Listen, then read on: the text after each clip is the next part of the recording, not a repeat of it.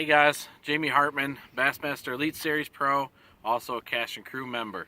I want to talk to you a little bit today about a new technique. Well, it's not a new technique, but it's a technique that's been out for a little while and it's getting hot on the scene. It's called spybaiting. This is a duo realist spybait right here. It's in a Series 90. They also have an 80, but now that selection, when it comes down to the size of the spybait, is all in your bait fish, or just let the fish tell you what they want. But it is a lot heavier. This one throws a lot farther than the 80 does. But your setup, for throwing a spybait is got to have a lot of give. It's a load up technique where the fish is going to eat it, they're going to track it, and they're going to eat it, and then they're going to turn with it. Now that's where you get your load up. So as they turn with it, you'll feel that tick. Don't set the hook. Just keep going with it, and you'll feel that rod turn over, and it's like you just pull into them, keeping a light drag. You're usually using light line. You want to use a light line. It's a light line technique, so you can run braid, but throw at least 6. You can go up to 8 if you want to, but 6 and below, 4, and some crazy guys even use 2, but that's all in your preference. But a 7/6 rod, medium action, is something that I've found works extremely well. The Cashion rod that we offer in the 7/6 has got a lot of parabolic bend from that whole upper section, which is extremely important. It's a fast action rod, so it seems to work really, really well for me. I have very minimum loss or fish loss with it, so I think I've got it down. Other guys might prefer something else, but I'm telling you from my experience, it's helped me tremendously through this last season on the Elite Series.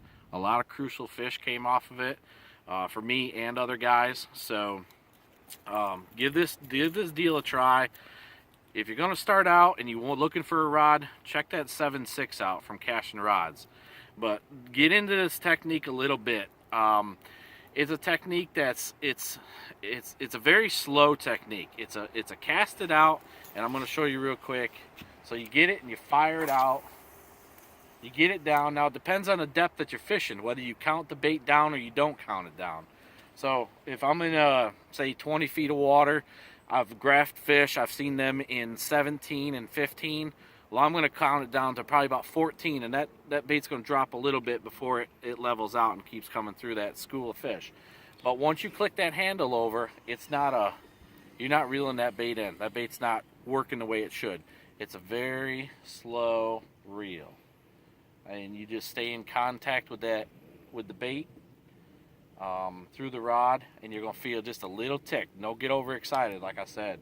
I mean, you could have a 5 or a 6 pound fish eat it as a 2 pound fish would eat it. It's only a little tick. They don't get ferocious with it. So the more you throw it, the more you use it, the more experience you get with it, and the more confidence you get with it. But you'll figure out the cadence of the bait. Well, not the cadence, but your speed of your reel.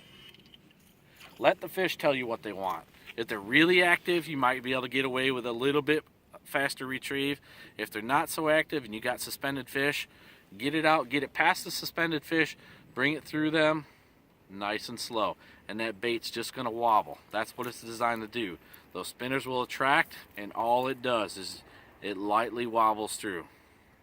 Now I'm going to tell you, one of the most important tournaments that I had, the best experience that I had with this, is I was fishing Lake St. Clair, for example. 16 feet of water, 16 and a half feet of water. I was casting it out. It had grass that came up about 2 foot off the bottom. So I was counting it down to about 13. And as a long cast, it's going to keep dropping a little bit as it comes down through. But I would count it down, and it was so crucial that I made the countdown correct every time. And you want it just ticking the top of the grass, and it'll slowly incline.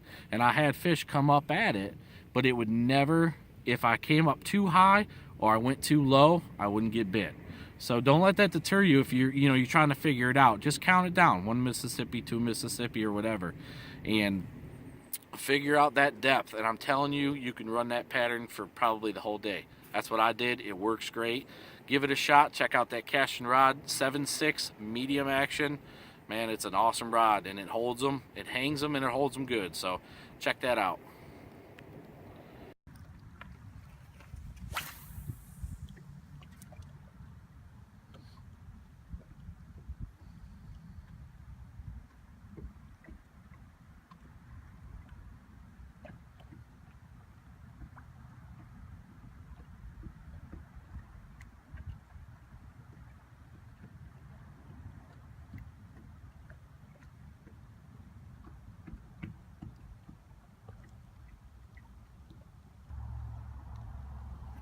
bite. There's a bite.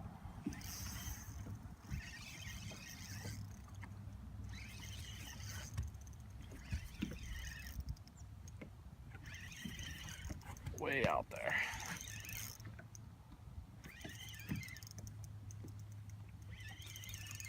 He started coming up. He's cold though. Here, buddy.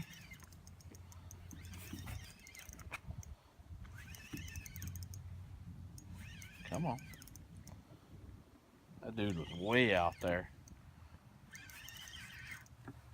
There it comes. Oh, he choked it. Yes, sir. Oop. Oh, yeah.